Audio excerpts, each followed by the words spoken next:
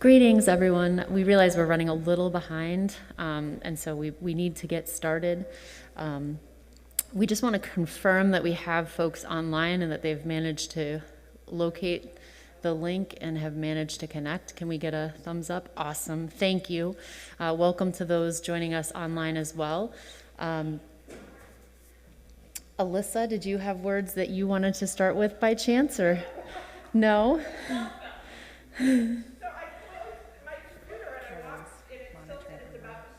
And I got a thumbs up.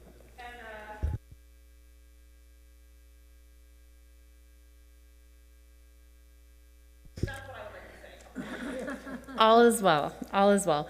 For those who were not able to join us last week, please do not worry. We're glad you're here with us today.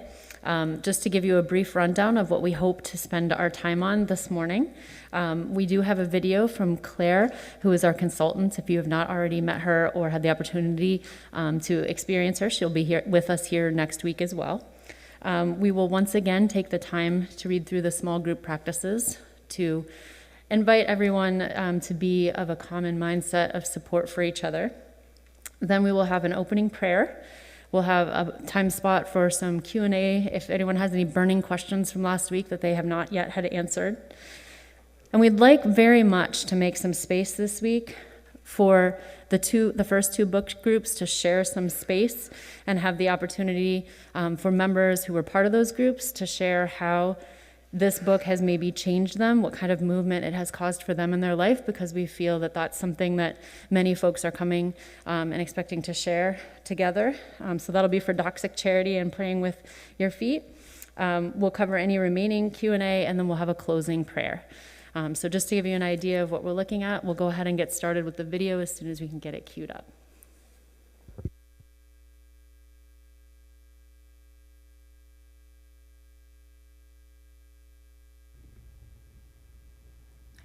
Good morning, and welcome to the second hour program for the Vision Team.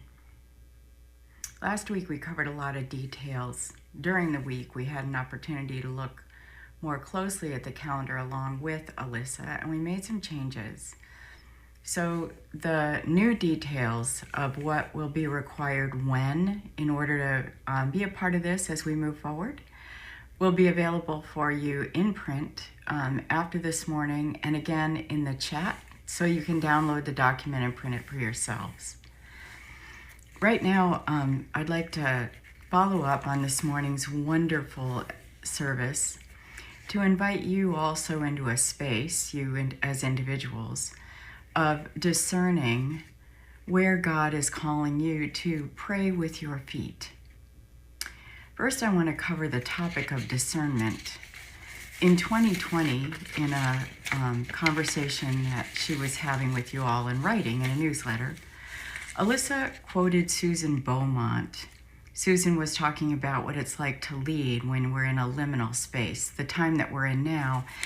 And yours is squared in that you're also in a liminal time in terms of coming out of the pandemic, or now endemic.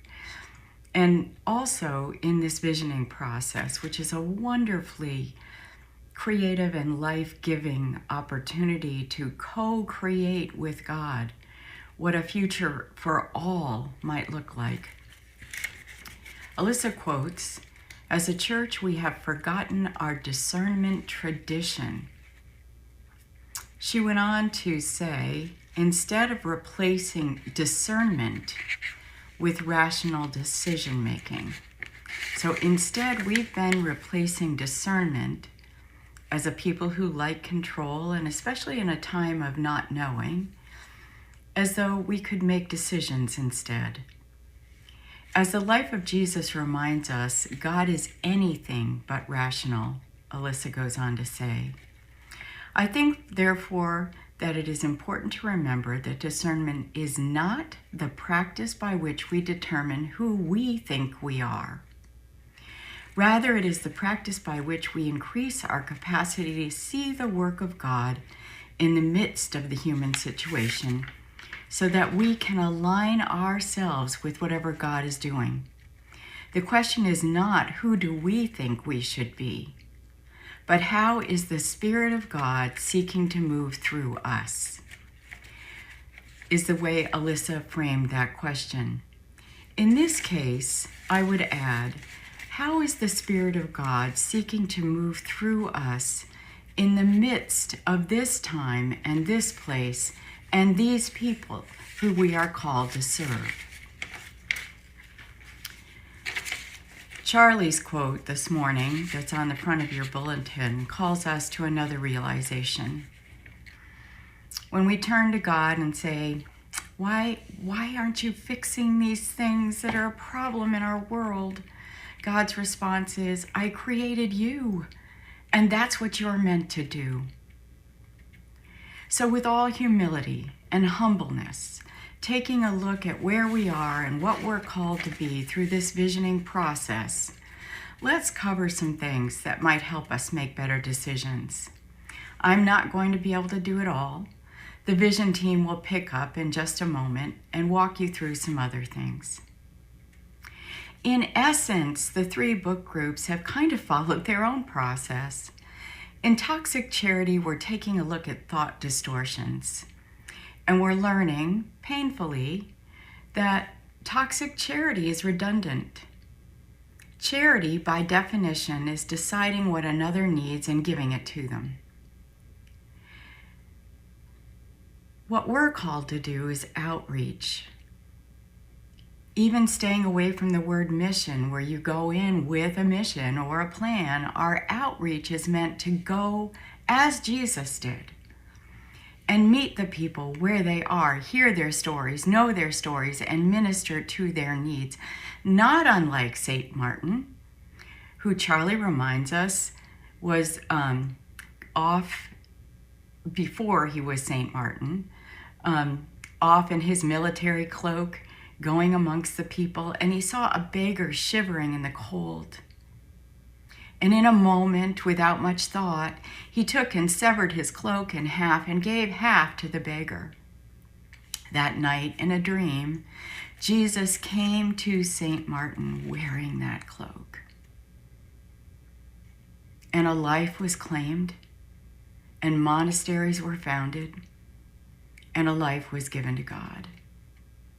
What does it mean for us to enter a discernment process, putting aside toxic thought distortions and listening for what it means in this time and place for us to pray with our feet? What does it mean for our lives to become living testimony to our faith? How do we change the quality of our presence in the living of our lives so that our lives themselves witness to the God we serve? Yes, at the end of this process, we're asking that people come to a time with a proposal, but it's not really a proposal, so to speak. It's a vision statement of purpose. It's an action plan to provide for outreach. In the same way that I say to churches, you arrive at an annual meeting with a budget and you leave with a mission plan. You allow for the Holy Spirit to work. You allow for God to lead you places. So these initial proposals, this high-level vision, inviting others to share that, will be what we're calling you to offer at the end of these 3 weeks. This whole 2 years of listening sessions and planning.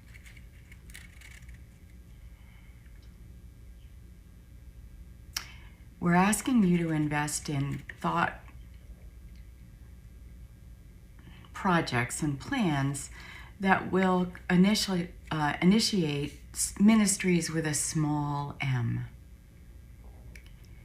Or chaplaincies, ways of being in the midst, going to, sitting with, listening, and informing what outreach we propose.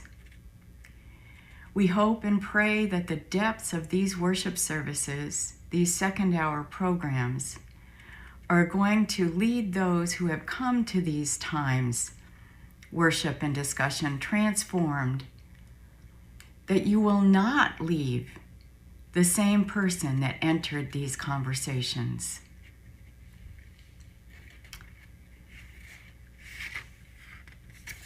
Our purpose in doing this work is to remove the things that keep us from seeing what we see.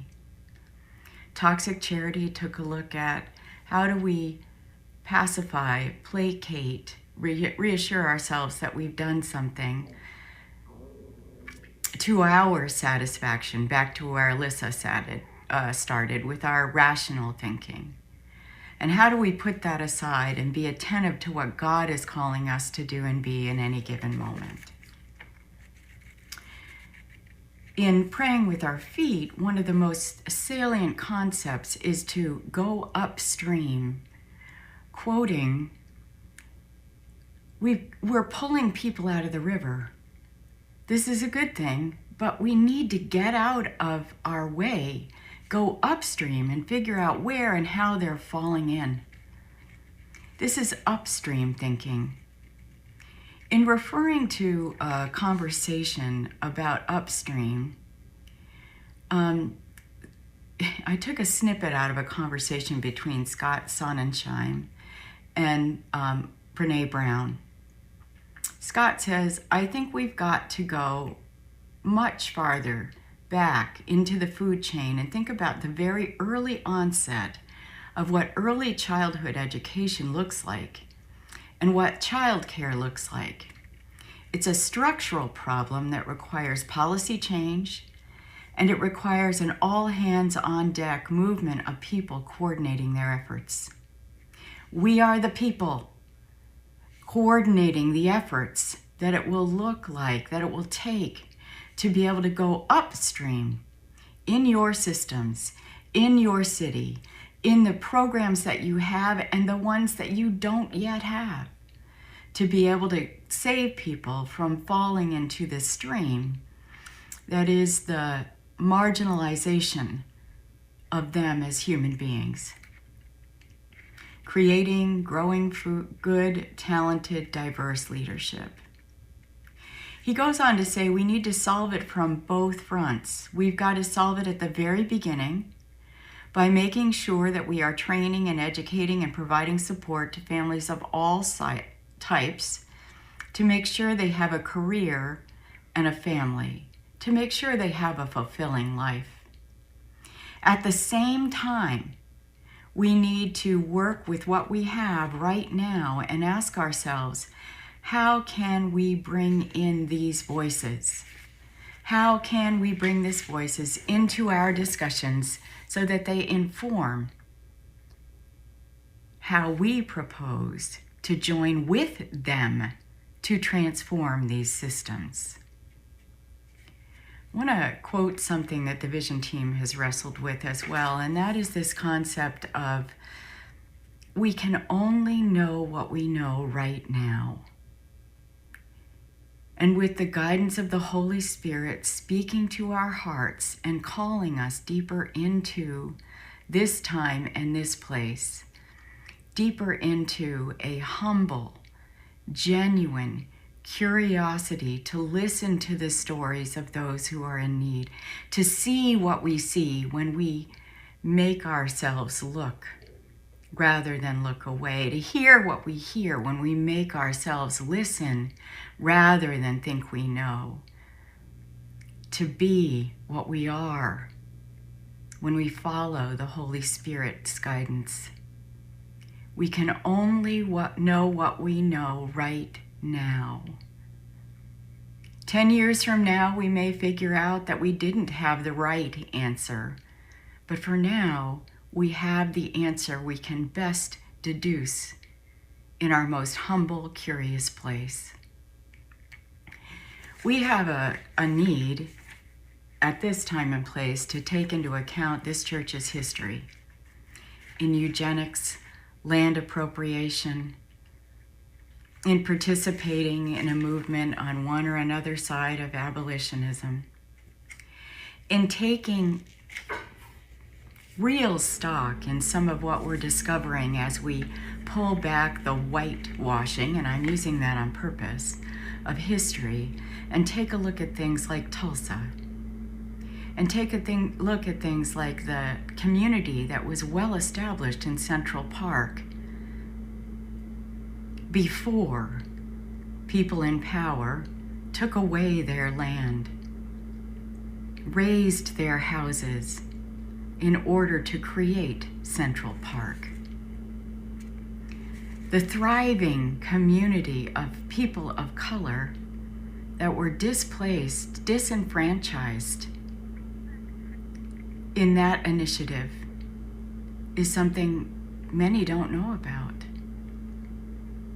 We do know that the land on which the parsonage and the church sit are not our lands. In a very poignant piece that I had in a central place in my home when my children were growing up, and I've given to my children now, Khalil Gibran is quoted as saying, in an opening line in his piece Out of the Prophet on children, "Your children are not your children. They are the sons and daughters of life's longing for itself. They come through you, but they are not of you. You can try to be like them, but you cannot make them just like you, for their souls dwell in the house of tomorrow." Right now, I want to take a look at the quote that says, "Your children are not your children." The Vision team has wrestled with, many of the book groups have wrestled with, the increasing commitment to the concept that whatever money comes from the sale of the parsonage, in order for it to become fully the Ronald McDonald House, that money is not our money. It's money that's meant to do God's work in a hurting world. We can't repair anything, so we're not making reparations. But we can heal. We can use that to do good in places where people were disenfranchised. We can take seriously the history of this church while balancing it with a call to leave a legacy for children we'll never meet. For the possibility that our great-great-grandchildren can say, when a time came that a decision needed to be made, they did this good thing because they believed in God and they listened to the Holy Spirit calling them. Thank you for giving me some time this morning, and I know that the Vision team will have other things they'll want to talk with you about, other seeds they'll want to plant. In an overview, what I'd like to say is, let us realize that charity is toxic, that what we're called to do is pray with our feet, to be in the midst of, to listen, to discern real needs, and to figure out how to go upstream. Where are people falling in? Where are they being pushed in? How do we stop it? How do we both attend to the early childhood, the systems, and to having adequate leadership represented as we consider the questions? May God be with you this morning, not only through the worship that has just fed your souls, but in this conversation. And I'll look forward to seeing you next week. Take care. Be well. Listen for God.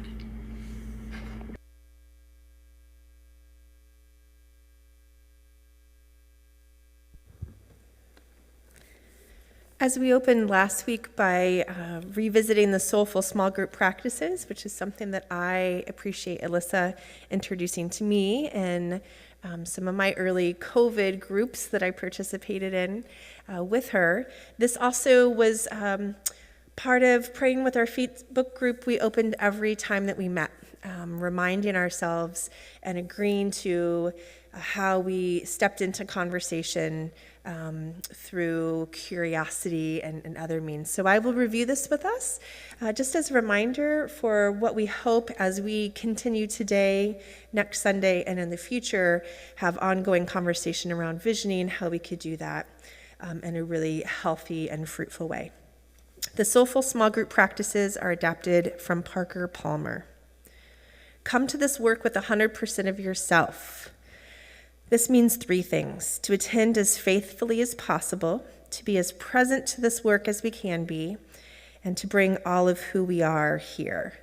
This is not only your joys and successes, but also your fears and failings. Presume, welcome, and extend welcome. We all learn most effectively in spaces that welcome us. Know that you are welcome, that you belong, and extend this welcome to others. Speak for self. A helpful practice is to use I statements. Share the air. Pay attention to how much of the group time that you take. Every voice is important, and no single voice ought to dominate.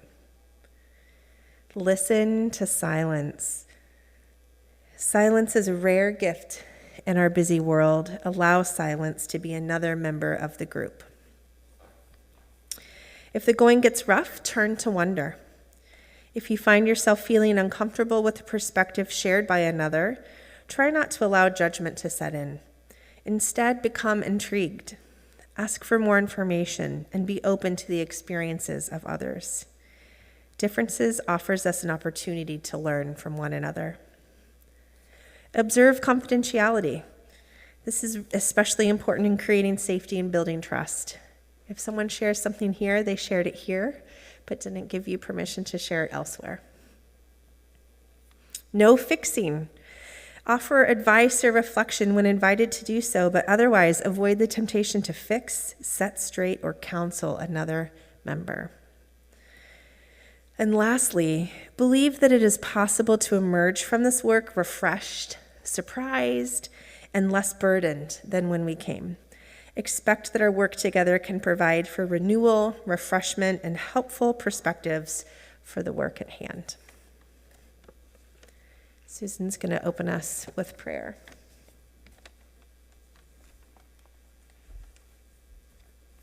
This is from the song 3 Feet or So by Carrie Newcomer.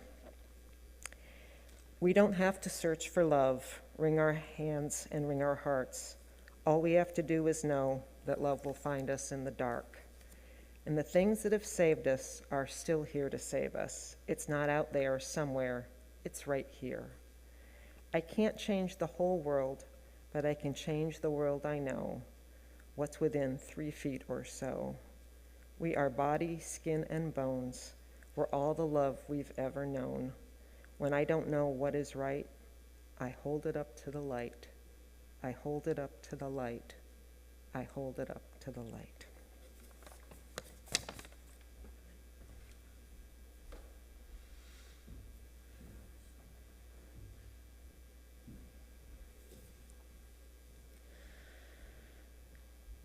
So as we did last week, we will have a microphone that we will be able to come around to make sure that those that are online with us can hear the conversation that we're having here in the sanctuary. We'd greatly appreciate everyone's support and assistance with using that.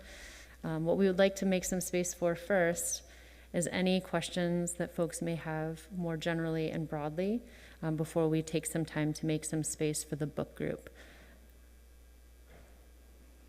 Does anyone have any broader questions related to visioning?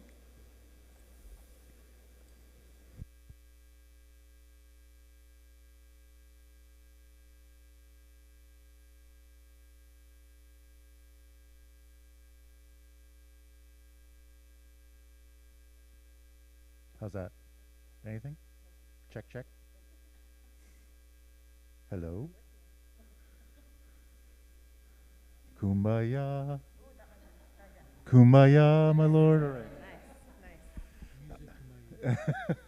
right. I just as far as administratively, I assume that we're going to be emailing in our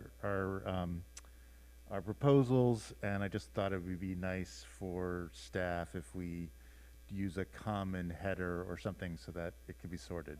So if somebody would like to propose what that common header is?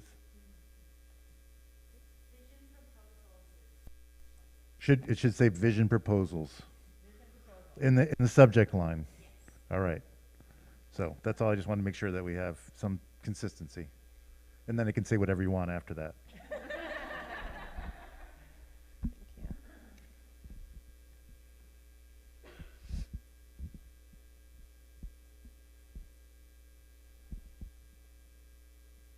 I know Caroline is monitoring the online for any questions as well. So There is about a 15-second delay, just so you know. So just give them a little bit more time.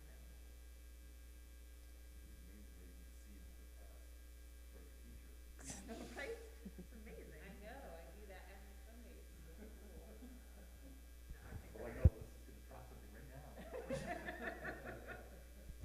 For those online who cannot maybe hear all the conversation, we are allowing a little bit of a pause, realizing that it takes a little bit of time for those online if there are any questions. And so momentarily, if we don't see any questions from online, we'll move on, but we didn't want to move too quickly. All right. Thank you. And what we'd like to do, again, is to make some space for each of the book groups. And so we didn't have an opportunity last week with Toxic Charity, so we'd like to make some space for that, as well as praying with your feet. And so I realize that we started a little late, so maybe we'll try to leave at least 10 minutes for each book group. And so what we're looking for is those of you that participated in these book groups, what we're looking for is a reflection of how has this moved you? How has this changed your perception or your perspective? Because we think it would be particularly valuable for those of you who have had the opportunity to participate in these book groups to share that for others.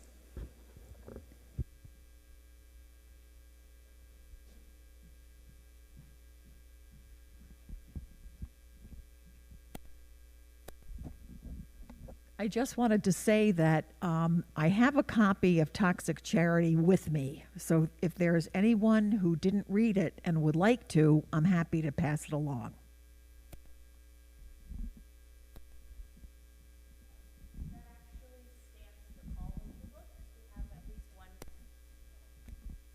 We do have at least one copy of each of the books from the book group. So if there are any individuals who would like to read any of them, I'm happy to help assist with that.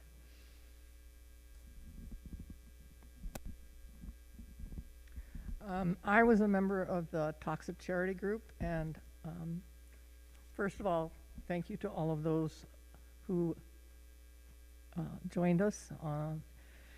And in reflecting on it over time, I can't quote from the book, obviously, but I have been changed in that I think of charity in a much different way. I think of the things that we do well, and I take pride in that, but my next question is, but how can we do it better, and how can we create better relationships, and how can we create development for those who are trying to improve their lives?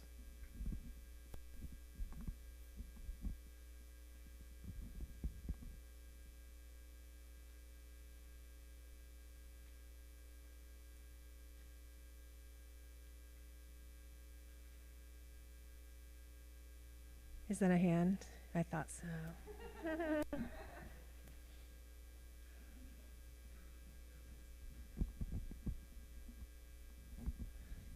Thank you. I was also a member of the Toxic Charity group, and I guess the question that I came away with thinking about the visioning process after we got done was this. And as the church goes into the outreach phase of engaging with the wider community, as a follow-up to our book group, the concern I have is that as we go out and ask the community what they may need or want, are we going to get stuck adopting the existing community perspective of what needs are, rather than drive that conversation by any change in perspective that we created or learned from our book group process. So, I mean, specifically, using the toxic charity model as a concept, I don't want us to go out into the community, ask the community what they need, using the same sort of distorted vision of, or the purpose of charity interaction. So hopefully that idea is I don't want us to engage the community outreach conversation and get stuck forced into an old paradigm, I guess is the point I'm trying to make. Thank you.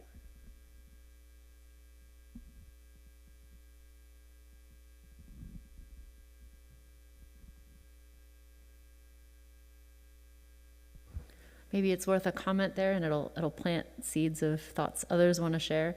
I really appreciated that question that I think I'm feeling as well. And I think that the challenge and opportunity that I feel is the need to really process and understand the difference between what is transactional charity versus transformational relationships. And so I think that exploring that might be useful. And if others who have perhaps read the book would like to weigh in on that and whatever perspectives they have, I think that would be very valuable. Great question.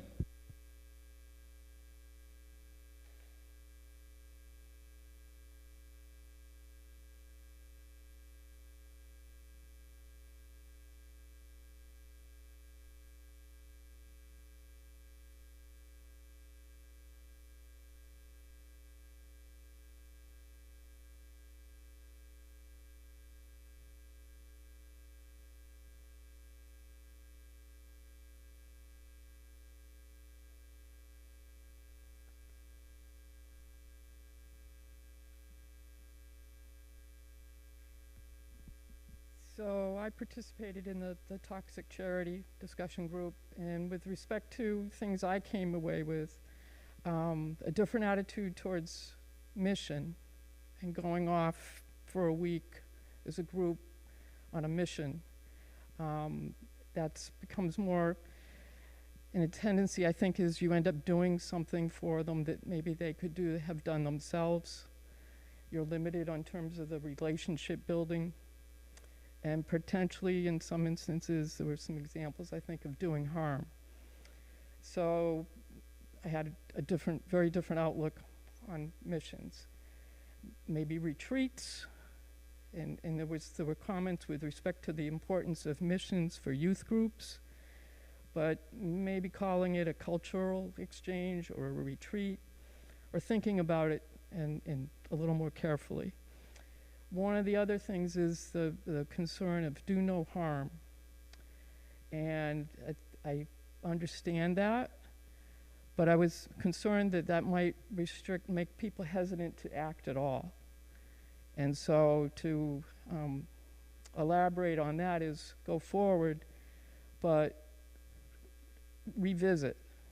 And don't, just because we've always done it that way, maybe the needs change, maybe circumstances change, but to revisit the things we do and see with respect to things are we doing harm? Do we need to change things?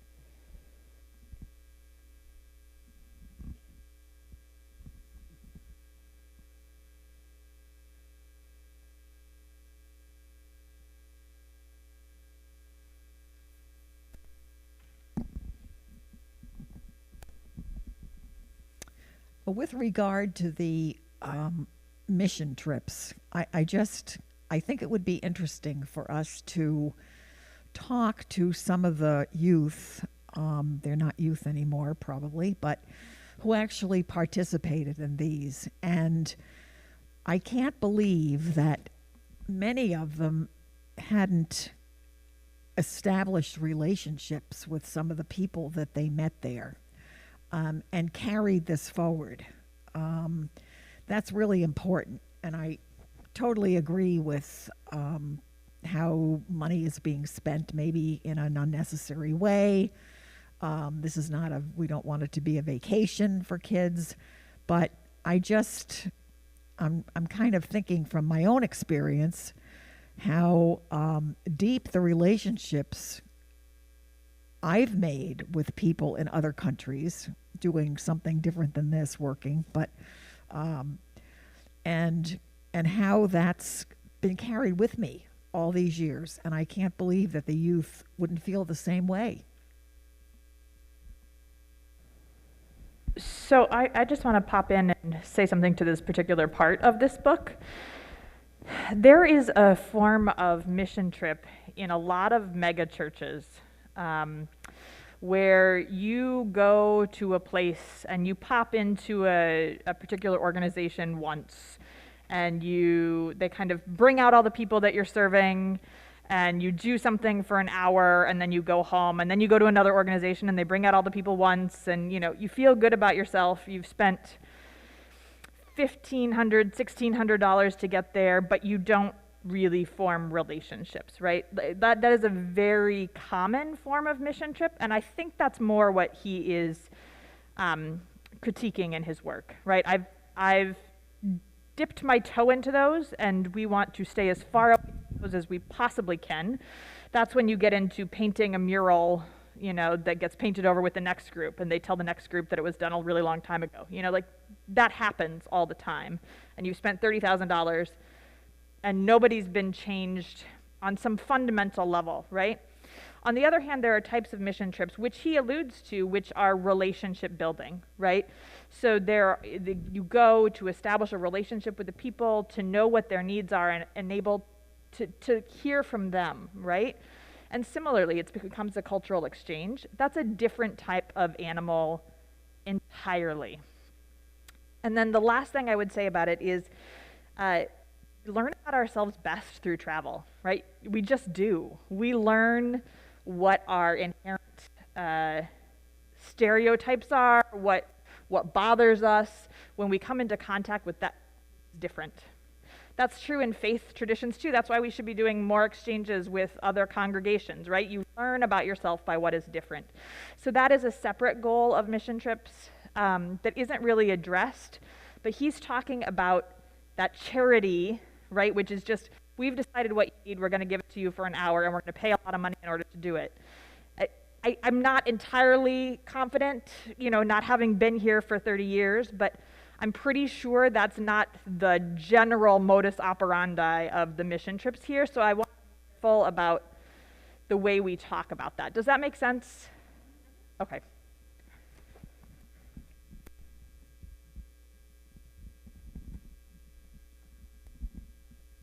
I guess what is sort of my, how I was reacting to some of the, some of the stuff that I was reading was, and I can't remember which book it was, or maybe this was something totally different. I don't remember, but, it was just like, what is the, we're not realizing, do we realize, where we've made a mistake, or where we've gone wrong, or we've caused harm. And the problem is not so much that we've caused harm, or that we don't apologize, or that we, some quote was in there, or something was, the purpose of acknowledging where we've made a misstep, it's not about, the guilt is not the most important thing, right? It's not about feeling guilty. It's about how to transform the situation. And I think for me, I get trapped in this feeling of guilt, right, that we've done something wrong, and then we just don't get beyond that spot. And I think all these books are talking about, how do we get beyond just feeling guilty is not going to help those people, right? So, how do we respond to the fact that this is Abenaki land, or that, we tore down the Italian neighborhood to, build the mall. It's all, feeling guilty about it doesn't really transform anything. So.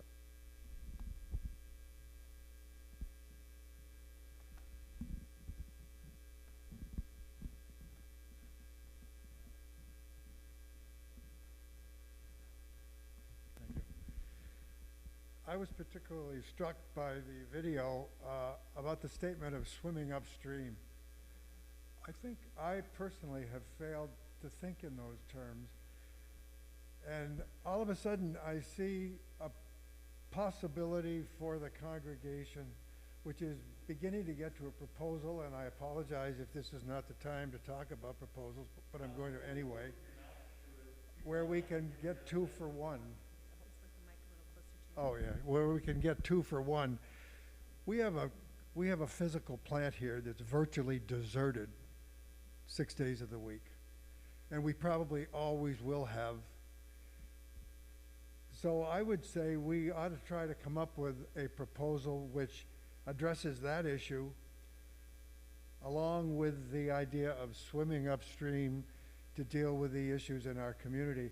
And I would offer that we could establish a daycare center here, which we are significantly involved with, not just contracted out, to use the facility and get at what is a problem across the population, but increasingly at the lower income levels, where people cannot work and find meaningful employment because they have to be first concerned with their children. So a proposal that did involve, or an implementation that involved a daycare center that we're significantly involved with on this property to fully utilize it, makes a lot of sense to me, and I will certainly try to write that up as a proposal I would suggest, and I just offer it for our consideration this morning.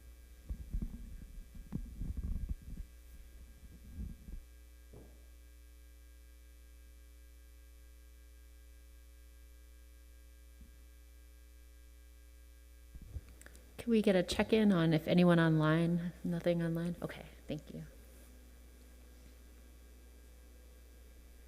I don't want to put anyone on the spot, but I want to put someone on the spot as I walk over to you, Mike. Many people from our, from Praying with Our Feet are here, and I would just encourage you, if you have something that came up as a part of your participation in our book group, I would love to hear some of your thoughts today. One of the parts of the video that I identified with was the part about vision, and starting with the vision, and then the specific strategies and tactics to implement that vision fall into place.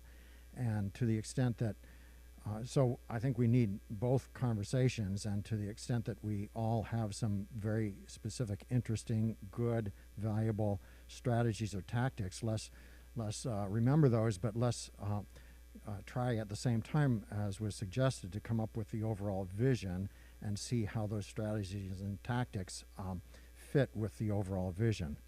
And that'll all help us, I think, get in sync with each other as the conversation progresses.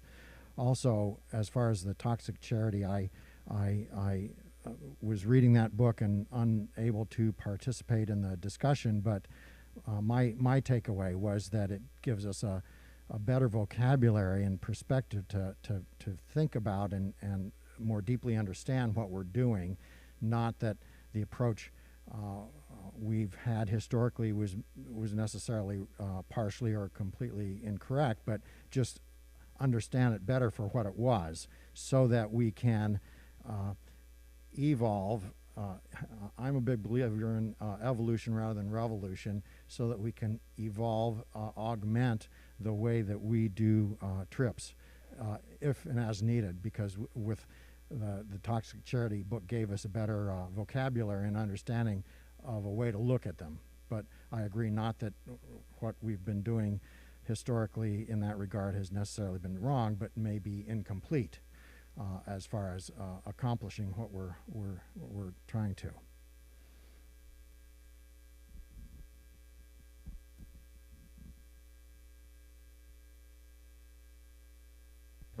So perhaps at this time we can start considering the Praying with Your Feet feedback, not necessarily to shut down someone who wants to say something further about toxic charity, because clearly All three books are very closely related. We just want to make some airtime for both. And so at this point, if anyone who is part of the book group that read Praying with Your Feet wants to share how that experience or discussions in the group has moved you, it would be very helpful for you to share that with others.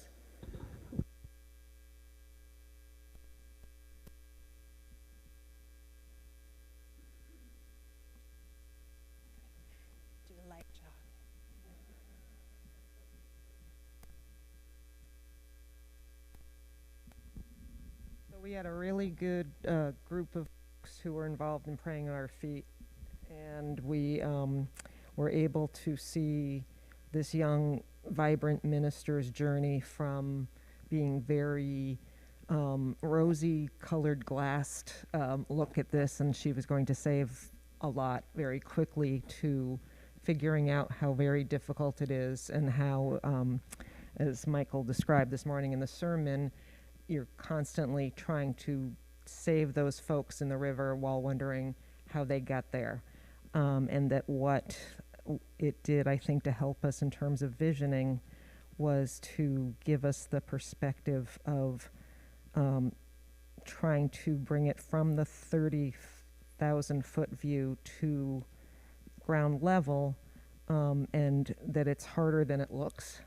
And that it takes a lot of faith, and that just like I didn't take the microphone to say there's an answer, but to essentially to say that what the book helped me see was there's a process that is one step at a time, that is not going to get us quickly to anything to fix all of these ills that are in all three books, but that what we have to do is try to do this in a way that is thoughtful on a step-by-step basis, and on a person-to-person and relationship-to-relationship basis, and that in doing so, we can change that which is in front of us.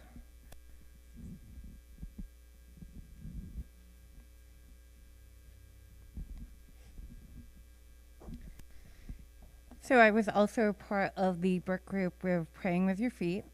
And one of the interesting concepts that the book speaks about but does not exactly label is a view of the housing first model for homelessness, which actually works into the idea of toxic charity and avoiding that, where the model is to put the person who is homeless needs first, in acknowledging that every need is connected to homelessness. So, for example, if someone doesn't have childcare, they can't find a job, they're unable to pay for housing.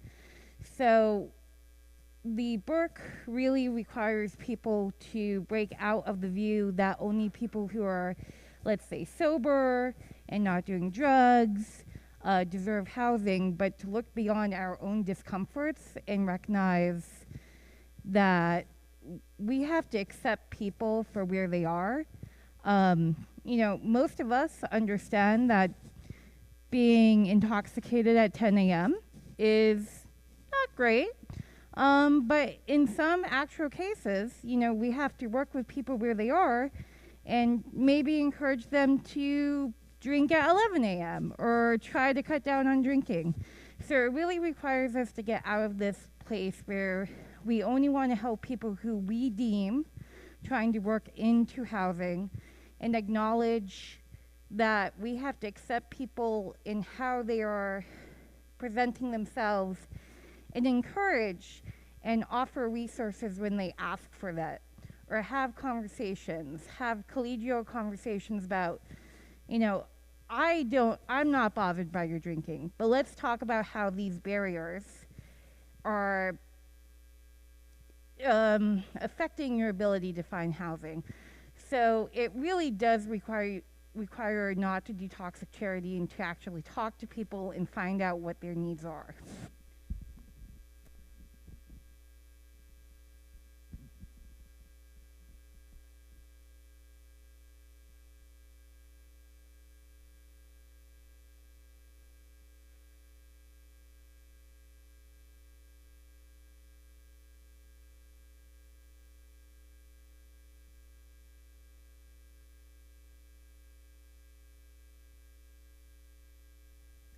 This is where silence is another group member.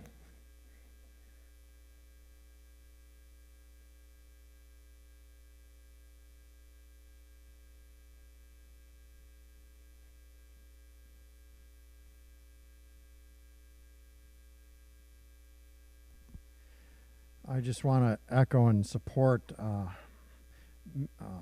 in the housing area, meeting people where they are. In my work with the Housing Authority, I've often had the goal of wanting to see how many people we could help move up and through and out the what's called the ladder of tenure, to move up and out of their need for assistance in the housing realm. And the executive director, most of the time when I would express that long-term vision goal, would say, but Mike, what we need more so is retention help, all the services to help people retain their housing, because that's where their needs are currently. And so I just want to underscore that notion that in the housing realm, retention services, support services need to be wrapped around whatever brick and mortar housing is talked about.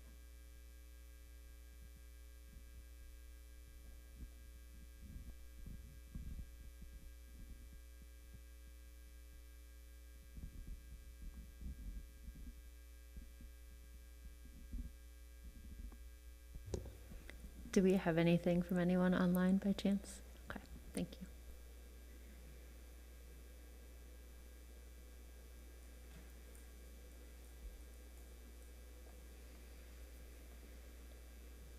Again, not to shut down any ideas folks may want to be sharing, but we'll gently nudge along, and if someone feels moved that there's something they need to share, you're still welcome to do so.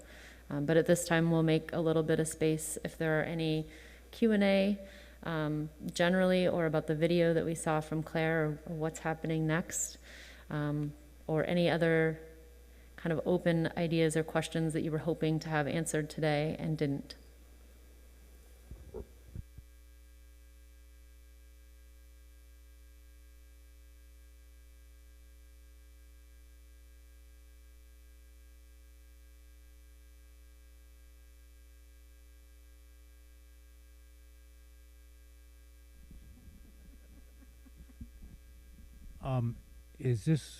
Is last week's session recorded and online, or any of these recorded? Okay. Okay, so over here on this table, so Steve's question is what's available online and where, etc. So I do want to point this out because we've had a couple changes, so this seems like a good opportunity to do it. I sent out an email this week to the congregation that lists where you can find it. You can pick up the physical letter here, but it's better to go back through your email because everything is linked there and you can just find everything in one spot. But you can find all of the feedback from the cottage meetings in this email or on the visioning page, which is now linked directly to our homepage. So you could get it electronically. If you're here, you can pick up copies that are right here of all that feedback. Also, it is linked, the session from last week is linked so you can watch it. You can watch the worship from last week. Everything related to the book group last week is available on the visioning page and linked in my email. The other thing I want to point out to this is that there were a couple date changes, which Claire mentioned in her video. So if you take home the letter or look it up in your email box, you'll see that next week is when we're going over how to write a proposal. What does a preliminary proposal look like? That hasn't changed, but the due date is now the 22nd. We had it a little bit earlier before, but we thought people needed a little bit more time, okay? So that due date is the 22nd, and then it'll go up online that week, and virtual voting is going to close on the 27th, so that when we do the in-person voting on the 29th, we'll have those kind of final results by the 29th. So those are some changed dates from what was presented last week, so I want to make sure that's clear. So you can take a copy of this letter, you can find it in your email box, The feedback is there, and the sessions from last week, both worship and after, are online. Homepage, there's a blue box that says the vision process at first. Click on that, and everything should be listed there. That make sense? You can, I mean, I don't know. I'm not, you guys are doing a great job.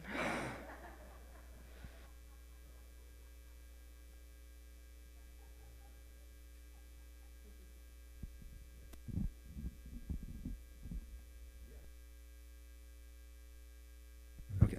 Yes, you can send your proposal in this afternoon. Would be great. Would be wonderful. Yeah. No, that's from the back of the balcony. So be it.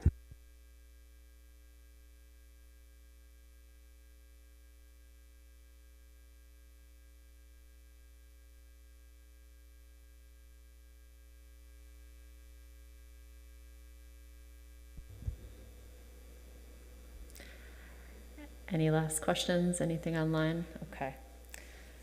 So I think that we've hit all the high points, but just to emphasize that this is a journey, and one of the things that as your visioning team that we're trying to model is kind of giving various perspectives that we may each have that are a little bit different. And so you saw some of that last week, maybe a little less of it this week, and how we responded to questions. And so in particular, if you didn't watch last week's, that might be something that would be helpful. And in keeping with that thought process, this isn't the end of a conversation, although we'll wrap up today in prayer. This journey really is calling us to continue these conversations as an internal conversation, as a collective conversation. And so as you've seen, who has participated in these book groups, if you haven't read the books, maybe think about reading the books, maybe one of them, maybe portions of it, or seek someone out and have coffee or tea or an online Zoom session. And let's just try to be connecting together throughout this, because this is the point where the circle broadens. Your visioning team has been very focused on listening and absorbing and praying through this. And now that circle broadens, and our entire community can be partaking in that. And so we welcome you into that and hope that you will open your hearts to it. And if you aren't already, or if you are, continue praying on this and connecting with each other for your thoughts as your proposals take shape. So unless anyone has additional questions or thoughts at this point, we would like to close in prayer. Thank you, Donald.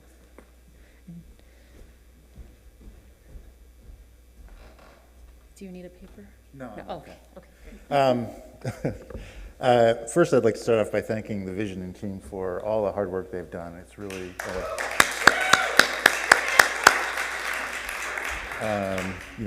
we've got a great consultant and great visioning team, and there's been a lot of talking today. So I will just close us in prayer briefly.